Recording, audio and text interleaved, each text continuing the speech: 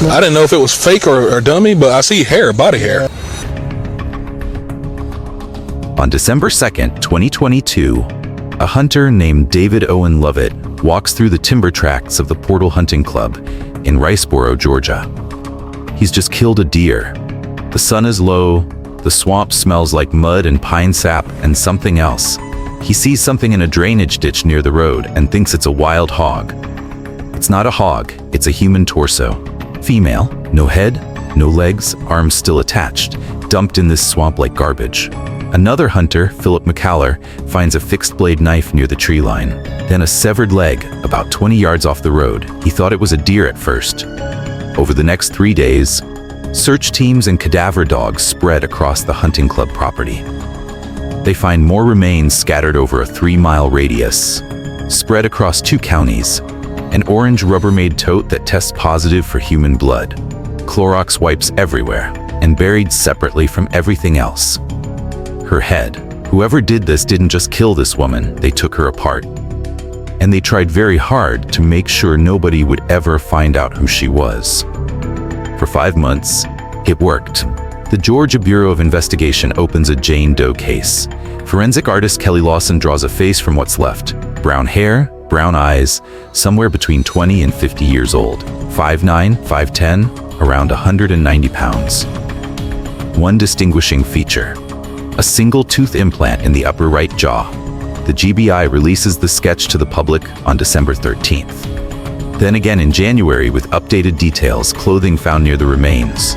A dark blue long-sleeve Merona shirt, size medium. White underwear from Amazon Essentials. Boy shorts with a white stripe. These are ordinary clothes. The kind of thing someone was wearing when they were at home and felt safe. The FBI creates a page in their violent criminal database, titled Jane Doe, Riceboro, Georgia. Nobody comes forward. Not at first. Weeks pass, then months. Investigators have a woman's body scattered across Georgia's swampland. No name, no missing persons report that matches, and no suspects. And that last part is the detail that should terrify you. Because it means someone out there, someone who knew exactly who this woman was, watched the news, saw the composite sketch, and said nothing. But 2 people do recognize that face. The first is a professor named William Doherty, who once taught political science at Armstrong State University in Savannah. He looks at that jawline in the sketch and thinks of a student he had years ago. One of those students he'd later say that you wish you could have a whole classroom full of. Very vibrant, excited about everything. The second person is a woman named Heather Thomas. And she doesn't just think the sketch looks familiar. She thinks it looks remarkably like someone very specific. Her ex-husband's second wife. She calls the GBI anonymously. Behind the scenes, the FBI is running something called investigative genetic genealogy. They extract DNA from the remains and upload it to public genealogy databases, build family trees, cross-reference against the crime's location and timeline. Eventually, they narrow it down enough to request a direct comparison. And on May 11th, 2023, a mother's DNA confirms what the professor and the ex-wife already suspected. The Jane Doe in the Georgia swamp is Mindi Kassotis. She's 40 years old, and she's been dead for 5 months without a single person in her life reporting her missing. Not her parents, not her brothers, not her friends, nobody. And the reason nobody reported her missing is because they all believed she'd already died. Of natural causes, because that's what her husband told them. If you're still here, you need to hear the rest of this story. So do me a favor, hit subscribe, turn on notifications. This one goes places you will not see coming. Mindi Ruth Mabane grew up in New Orleans, the oldest of 3 kids born to Frank and Betsy Mabane. She earned a degree in political science from Armstrong State, then a master's in public and international affairs from Virginia Tech. Her professor Doherty would remember her as practically a teaching assistant by senior year, sharp, driven, with a sense of humor that filled a room. She moved to Washington, D.C. and landed what she called her dream job, legal assistant at Gibson, Dunn & Crutcher, one of the most prestigious law firms in the country. Then, she joined the Markle Foundation and helped open their entire D.C. office. She met a man on a dating site in 2014. He was a former Navy JAG officer. Georgetown Law, 2 tours in Iraq, a deployment to Italy as a military prosecutor, counsel to senior officers at the Pentagon. On paper, he looked like the kind of man any parent would be relieved to see their daughter bring home. They married on October 9th, 2016, at Morven Park in Leesburg, Virginia. It was a beautiful wedding, and it was the last time Mindi's life would belong to her. Almost immediately, her husband introduced a figure into their lives, a man named Jim McIntyre. According to the husband, McIntyre was connected to an article he'd written, something about Marines in Afghanistan, that appeared in the Washington Post. McIntyre showed up at their door claiming to be FBI, investigating threats against them. Then the story changed. McIntyre was actually a major investor in the husband's company. And McIntyre, according to the husband, controlled everything. Where they lived, where they moved, when they could use their phones, how they communicated. He dictated over 50 relocations in just a few years. Sometimes they'd stay in a rental for just weeks before uprooting again. Mindi's mother, Betsy, would later say her daughter was absolutely scared to death to go anywhere. She barely left her bedroom. The husband sat glued to his computer from sunup to sundown, claiming to work for a Microsoft subsidiary. But no one could ever see his screen, and no one could ever confirm where he worked. They communicated almost exclusively through Signal, an encrypted app with auto-deleting messages, which meant there was never a record of anything. Mindi's friend Morgan Paddock didn't even know Mindi lived less than a mile from her in Savannah. That's how invisible this woman had become. And here's what makes this so much worse. By the fall of 2022, Mindi's family believed she was 8 months pregnant, due in January with a little girl. The autopsy found no evidence of pregnancy whatsoever, none.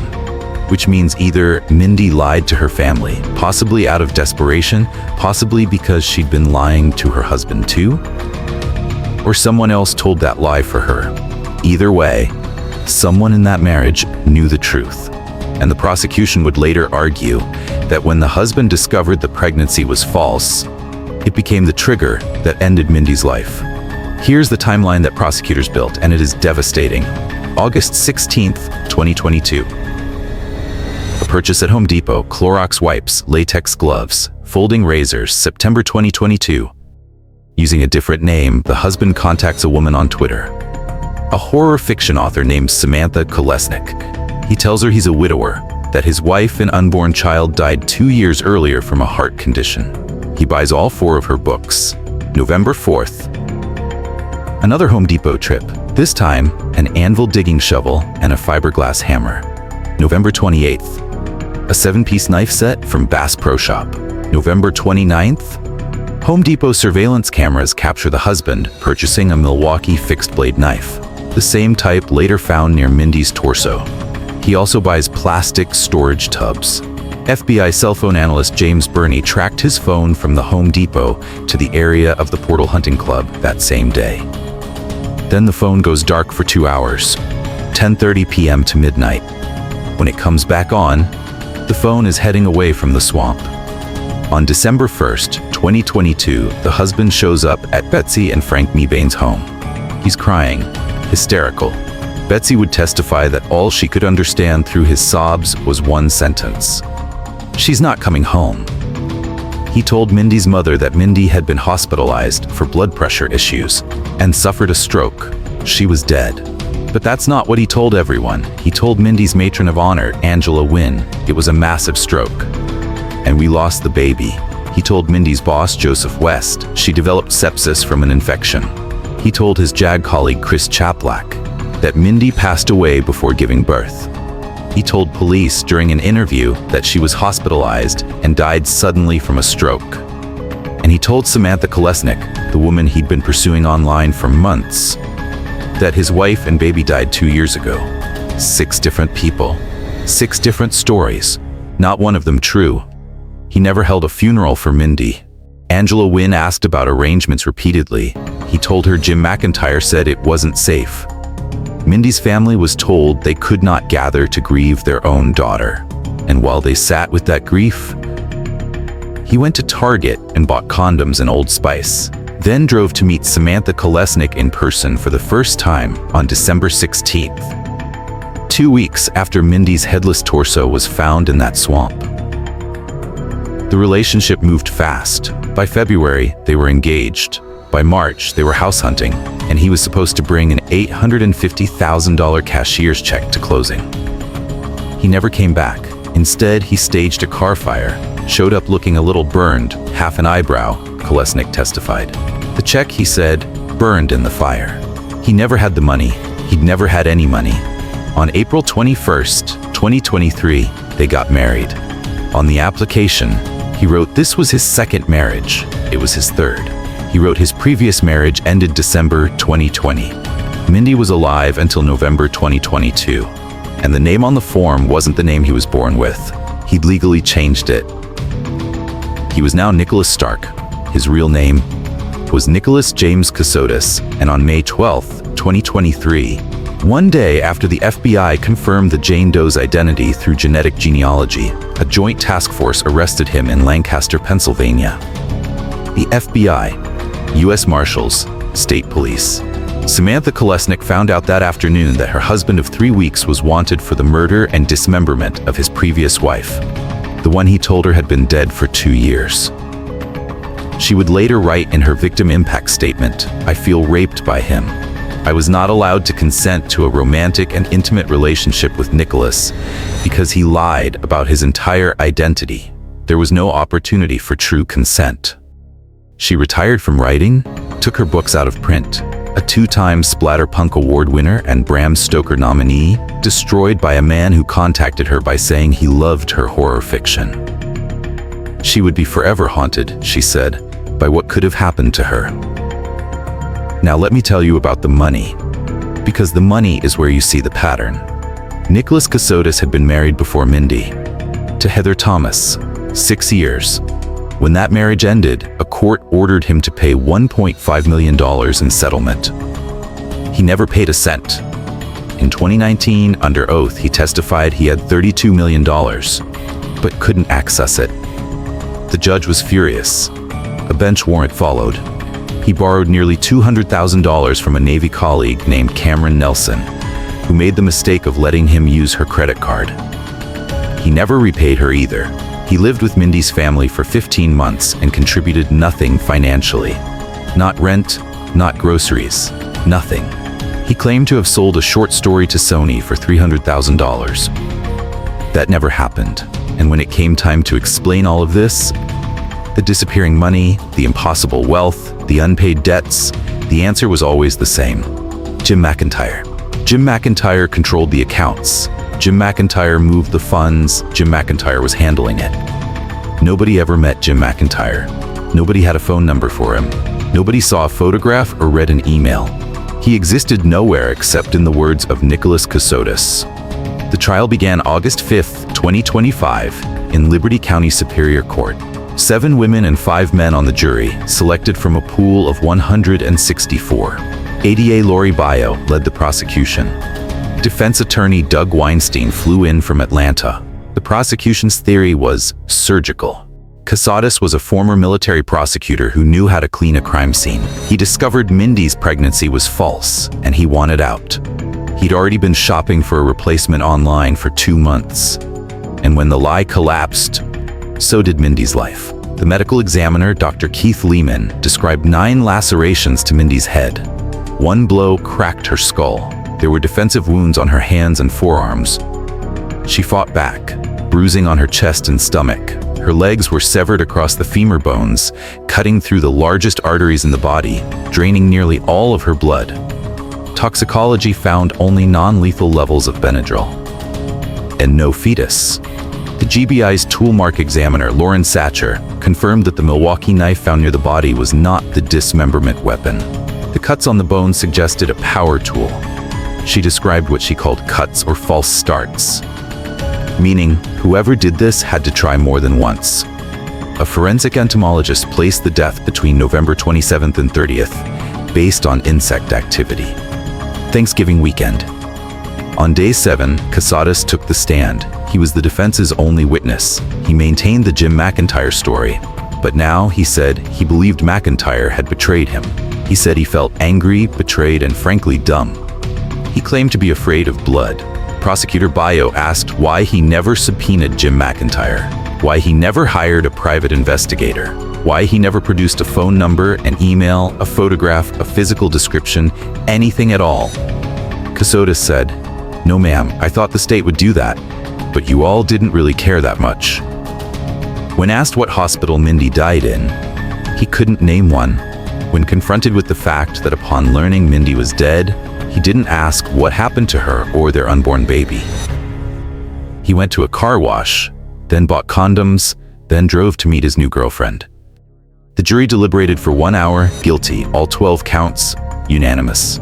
Malice murder, felony murder, aggravated assault, concealing the death of another, possession of a knife during commission of a crime, 5 counts of possession of a tool during commission of a crime, removal of body parts from the scene of death, tampering with evidence. Kassotis blinked slowly. Someone in the gallery let out a muffled cry. Others could not hold back tears. Sentencing was immediate. Kassotis declined to speak. Judge Rose did not hold back. He called it a level of depravity that truly shocks the conscience. He told Kassotis, "You write fiction, and your life was a fiction, and then you carried out a brutal, horrific, gruesome murder of Mindi. You desecrated her body in such a vile way. All her hopes and dreams were dashed in an instant. This is truly a heinous crime." Life without parole, plus 25 consecutive years, the maximum sentence. Mindi's sister-in-law, Megan Mabane, stood before the court and said, "You are a pathological liar. You are a psychopath and a sociopath. You thought you were so much smarter than everyone else. You have no remorse. You deserve to sit in prison for the rest of your life and think about Mindi every day." Morgan Paddock, Mindi's friend, she lived every day in fear and isolation. And on the conviction, it just means you can't do it to anyone else. Mindi's father, Frank, who'd been silent through most of the trial, said only this: "Wish I could have said goodbye." Nicholas Kassotis' mother, Linda, stood and told the courtroom, "He is a good and kind person. They got this wrong. I'm sorry." The jury forewoman, Kai Andrew, was asked afterward what tipped the scale. She said the thing that stuck with her most was the complete absence of any evidence that Jim McIntyre existed. The defense's entire case rested on a ghost, and the jury saw through it in 60 minutes. Here's what I keep thinking about.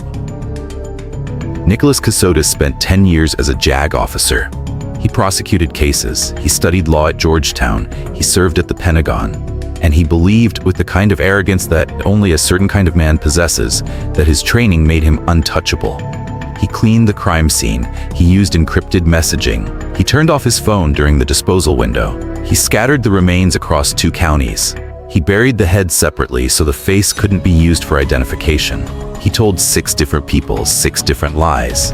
He changed his name. He married someone new within 5 months. He thought he'd covered everything. But he couldn't erase DNA from a public genealogy database. He couldn't stop an ex-wife from recognizing a jawline in a forensic sketch. He couldn't stop a college professor from remembering the brightest student he ever taught. And he couldn't produce a single piece of evidence that Jim McIntyre was real. Because Jim McIntyre was never real. Jim McIntyre was the leash he put around Mindi's neck to keep her quiet while he drained her life, her money, her connections, her identity, and ultimately, her body. Mindi Mabane Kassotis was 40 years old. She had a master's degree. She opened offices for foundations. She made her professors proud. And she spent her final years trapped in a world designed by one man to make sure that when she disappeared, nobody would even know to look. They looked anyway. If this case hit you the way it hit me, leave a comment. Share this with someone, and if you haven't subscribed yet, now's the time. I'll see you in the next one.